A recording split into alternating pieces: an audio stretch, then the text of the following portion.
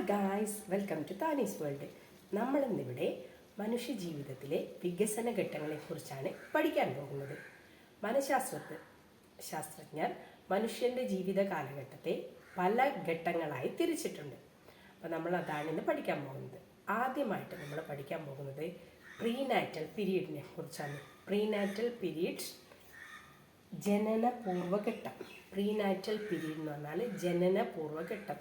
അതായത് ഗർഭധാരണം മുതൽ നമ്മുടെ ജനന സമയം വരെയുള്ള ആ ഒരു പീരീഡിനെയാണ് എന്ത് പറയുക, പ്രീനാറ്റൽ പീരീഡ് ഓർ ജനനപൂർവ്വഘട്ടം എന്ന് പറയുന്നത്.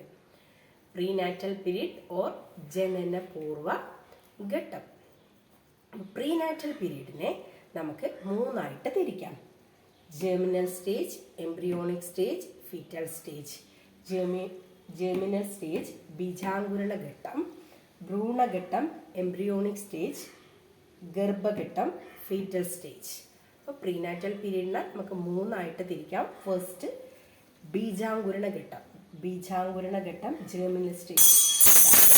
ഗർഭധാരണം മുതൽ 2 ആഴ്ച വരെയുള്ള ആ ഒരു കാലയളവിനെയാണ് എന്ത് പറയുക, ജെർമിനൽ സ്റ്റേജ് ഓർ ബീജാങ്കുരണ ഘട്ടം എന്ന് പറയുക.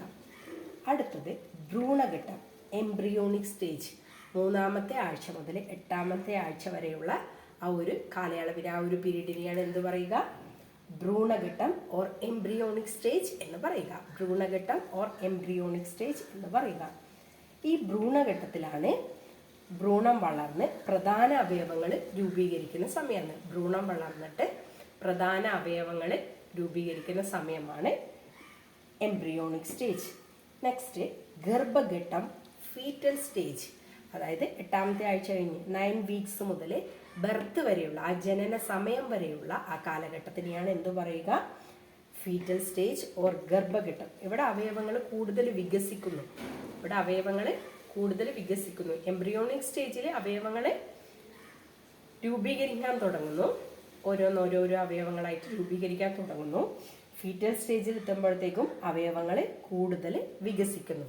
അപ്പോൾ ഏതൊക്കെയാണ് പ്രീനാറ്റൽ പീരീഡിലെ 3 ഘട്ടങ്ങളാണ്? Germinal stage, embryonic stage, foetal stage. Germinal stage അഥവാ ബീജാങ്കുരണ ഘട്ടം എന്ന് പറഞ്ഞാൽ ഗർഭധാരണം മുതൽ 2 ആഴ്ച വരെയുള്ള സമയം. ഭ്രൂണഘട്ടം എന്ന് പറഞ്ഞാൽ 3-ാമത്തെ ആഴ്ച മുതൽ 8-ാമത്തെ ആഴ്ച വരെയുള്ള സമയം. ആ 3-ാമത്തെ ആഴ്ച മുതൽ 8-ാമത്തെ ആഴ്ച വരെയാണ് ഓരോ അവയവങ്ങൾ നമ്മുടെ ഇതിൽ രൂപീകരിക്കുന്നത്. ഭ്രൂണം വളർന്ന് പ്രധാന അവയവങ്ങൾ രൂപീകരിക്കുന്നത് ഈ ടൈമിലാണ്. ഗർഭഘട്ടം ഫീറ്റൽ സ്റ്റേജ് 9 വീക്സ് മുതൽ 9-ാമത്തെ ആഴ്ച മുതൽ ജനന സമയം വരെയുള്ളതാണ് ഗർഭഘട്ടം ഓർ ഫീറ്റൽ സ്റ്റേജ്. ഇനി ഇതേപോലെ എന്തൊക്കെ പഠിക്കാനുണ്ട്? പോസ്റ്റ് നാറ്റൽ സ്റ്റേജ്, അതിൻ്റെ അകത്ത് തന്നെ ബാല്യം, ആദ്യ ബാല്യം, മധ്യബാല്യം, അന്ത്യബാല്യം, പിന്നെ നമ്മുടെ കൗമാരം, അഡോളസൻസ്, യൗവനം, അഡൾട്ട്ഹുഡ്, വാർദ്ധക്യം, ഓൾഡ് ഏജ്. അങ്ങനെ മനുഷ്യൻ്റെ ജീവിതത്തിലെ കാലയളവിനെ ഓരോ ഘട്ടങ്ങളായിട്ട് തിരിച്ചിട്ടുണ്ട്. അപ്പോൾ ഇതൊക്കെ നമ്മൾ പഠിക്കണം.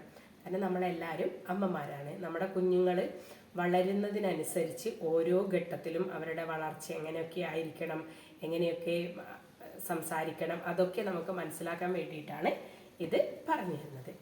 അപ്പോൾ ഇന്ന് നമ്മൾ ഇതാണ് പ്രീനാറ്റൽ പീരീഡിനെ മാത്രം കുറിച്ചാണ് പറയുന്നത്. പ്രീനാറ്റൽ പീരീഡിലെ 3 ഘട്ടങ്ങളാണ്. ബീജാങ്കുരണ ഘട്ടം ഗർഭധാരണം മുതൽ 2 ആഴ്ച വരെ, ഭ്രൂണഘട്ടം എംബ്രിയോണിക് സ്റ്റേജ് 3 to 8 വീക്സ്, ഇവിടെ അവയവങ്ങൾ രൂപീകരിക്കുന്നു. ഗർഭഘട്ടം foetal stage 9 weeks to birth, അവയവങ്ങൾ കൂടുതൽ വികസിക്കുന്നു. അപ്പോൾ ഇതൊക്കെ എല്ലാ അമ്മമാരും മനസ്സിലാക്കി വെക്കേണ്ടതാണ്. ഇനി ഇതിന് ശേഷം എന്തൊക്കെയുണ്ട്? Post natal period, adolescence, adulthood, old age. ബാല്യത്തിൽ ഏതൊക്കെ ബാല്യം വരും? ആദ്യ ബാല്യം, മധ്യബാല്യം, അന്ത്യബാല്യം. ഈ നമ്മുടെ കുട്ടികൾ ഓരോ ഘട്ടങ്ങളിലൂടെ കടന്നു പോകുമ്പോൾ അവരുടെ സ്വഭാവം, അവരുടെ വ്യക്തിത്വം രൂപീകരിക്കുന്നതിന് എന്തൊക്കെ വേണം, എന്തൊക്കെ ആയിരിക്കും, ആ സമയത്ത് അതൊക്കെ വളരുന്നുണ്ടോ എന്നൊക്കെ നമ്മൾ മനസ്സിലാക്കേണ്ടത്. അതുകൊണ്ട് ഈ വീഡിയോയുടെ ബാക്കി ഭാഗവും എല്ലാവരും കാണുക. ഇഷ്ടപ്പെട്ടാൽ like, share and subscribe. Bye bye.